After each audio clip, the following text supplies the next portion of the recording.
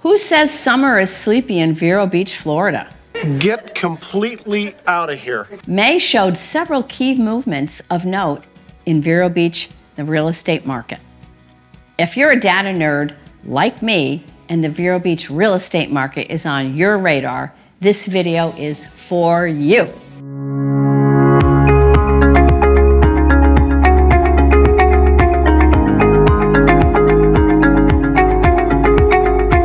Sally Daley of the Daley Group at Douglas Elliman in Vero Beach, Florida. And welcome to our monthly deep dive on all things related to the real estate market on the barrier island of Vero Beach, Florida. Each month, we're your eyes and ears to look for the data that shows us whispers and signals that may not be obvious, that warrant watchful observation, that may be forward-looking indicators of where our market is headed. Some movements of note for May.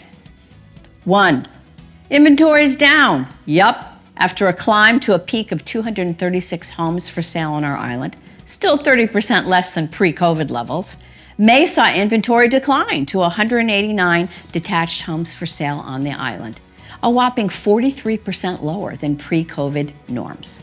What's up with that? Are sellers taking their houses off the market for the summer, as is not uncommon? Or is the recent hot inflation report and uptick in interest rates deterring sellers from listing? Well, we know that anytime inventory is down, that means demand exceeds supply. The better question is why. This bears watching, with the later Q3 and Q4 activity producing the answer. 2, slight reduction in price reductions. Sellers taking price cuts to get a sale reduced by 8% down to 47%, down from a peak of 51%.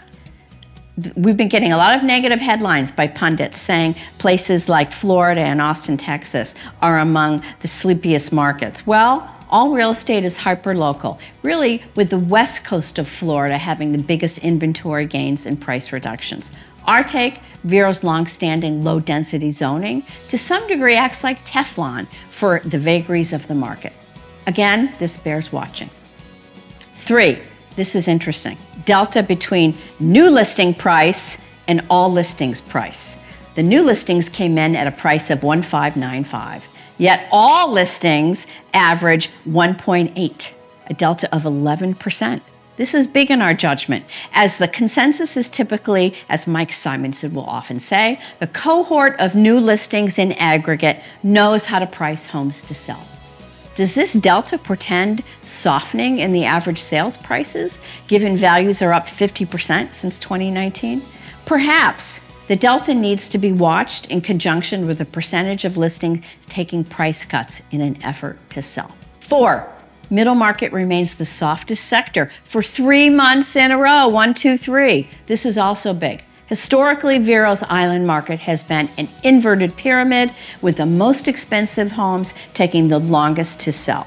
Since March, however, we noticed a new phenomenon in which the island's middle market, ranging from around 1.2 to 1.4 to 2 to 2.2 million, have been the slowest sector to sell, as much as 10 to 20% higher days on market. Even the luxury sector is better than they are at over 4 million. What's the deal? These homes are often what we call house purgatory.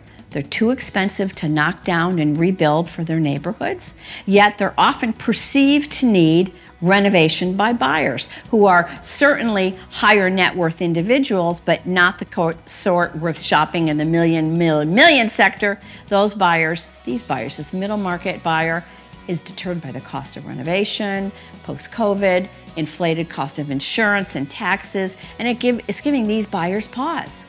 So these homes will sit. And these homes are what I'd instinctively say represent the majority of our single-family homes built between the 1980s and the early 2000s. Buyers have shown a willingness to pay more, a lot more, for a home they perceive to be move-in ready. And often these buyers will pay 2 to 3x more than the cost than if they were to take it on themselves to do the very same updates. This observation is a cautionary tale to sellers wondering why their homes are not selling. Look at your home through buyer's eyes. What lever can you pull to increase demand for your home? Price? cosmetic updates like painting walls or cabinets, changing outdated light fixtures and wall coverings?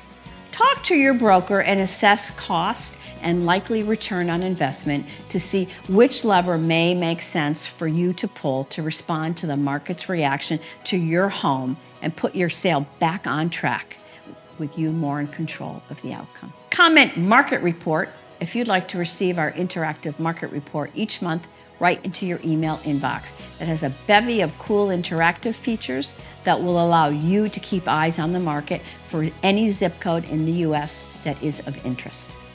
Until next time, I'm Sally Daley of the Daley Group at Douglas Elliman in Vero Beach. Take care.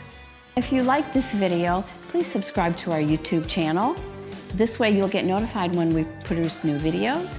And if you want to see more content right now, click to the videos to the left and you'll see more.